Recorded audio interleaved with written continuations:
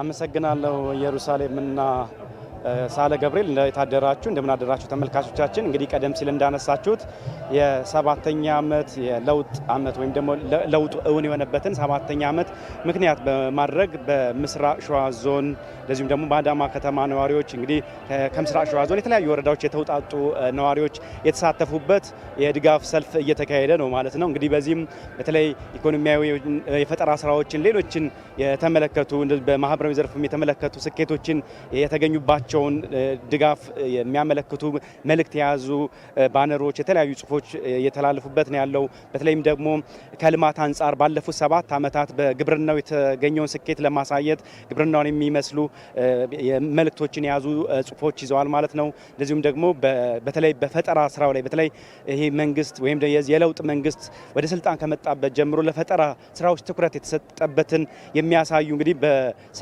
በድጋፍ ሰልፉ ላይ የተለያዩ መልእክቶችን የያዙ እንደዚህ የፈጠራ ስራዎች ሁሉ እየታዩበት ነው የሚገኘው ማለት ነው። የተለያዩ መልእክቶችንም የያዙ ቀደም ሲል እንዳነሳሁት በተለይ ኢትዮጵያዊ እሴቶቻችን ለቀጣዩ አርበኝነታችን በተለይ የኢትዮጵያን ብሔራዊ ጥቅሞች ሊያስጠብቁ የሚችሉ በአንድነት የምንቆምባቸው እንደዚሁም ደግሞ በህብረት የምንቆምባቸው ጉዳዮች በርካታ ናቸው። እነሱ ላይ በማተኮር አሁንም ቀጣይ ሀገራችንን ወደሚገባት ከፍታ ማድረስ አለብን የሚል መልእክቶችን የያዙ የድጋፍ ሰልፉ ላይ ተንጸባርቀዋል ማለት ነው። እንግዲህ እዚህ ድጋፍ ሰልፍ ላይ ከሁሉም የምስራቅ ሸዋ ወረዳዎችና ከአዳማ ከተማ አስተዳደር የተውጣጡ አባገዳዎች፣ ሀደ ሲንቄዎች፣ ወጣቶች እንደዚሁም ደግሞ የተለያዩ የማህበረሰብ ክፍሎች እየተሳተፉበት ነው የሚገኘው ማለት ነው። በዚህም የተለያዩ መልእክቶች እየተስተጋቡ ነው የሚገኙት። በተለይ እነዚህ የለውጥ ዓመታትን የማስቀጠል ቀጣዩን ትውልድ ታሳቢ ያደረጉ ስራዎችን የመስራት ስራ ተጠናክሮ ሊቀጥል የሚገባ መሆኑ በሰልፈኞቹ እየተነሳ ነው ያለው ማለት ነው። ሌላው እንግዲህ በዚህ ሰልፍ ላይ ሌላው ትኩረታችን የሳበው የኢትዮጵያን ብሔራዊ ጥቅም የኢትዮጵያን የብሔራዊ ጥቅም ማስጠበቅን የተመለከተ የተነሱ ሀሳቦች ናቸው። በተለይ ኢትዮጵያ የባህር በር የማግኘት ጉዳይ የኢትዮጵያ የመጪው ትውልድ የህልውና ጉዳይ ስለሆነ ይህንን አተኩረን በህብረት በአንድነት መስራት አለብን።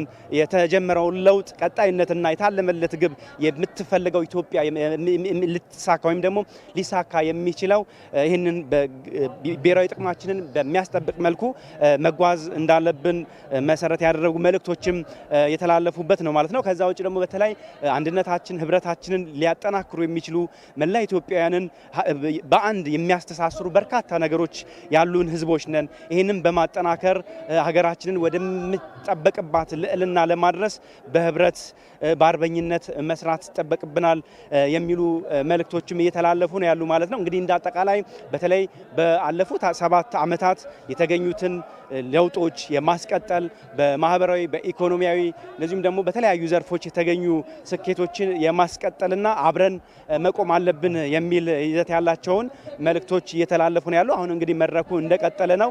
በኋላ ላይ ደግሞ የተለያዩ ሀሳቦችን አካተን ወደ እናንተ የምናደርስ ይሆናል። ለአሁኑ እዚህ ላይ ላብቃ። ኢየሩስና ሳለ ገብርኤል። መልካም ሪፖርተራችን ዳንኤል መላኩ ከአዳማ በቀጥታ ላደረስከን መረጃ እጅግ አድርገን እናመሰግናለን።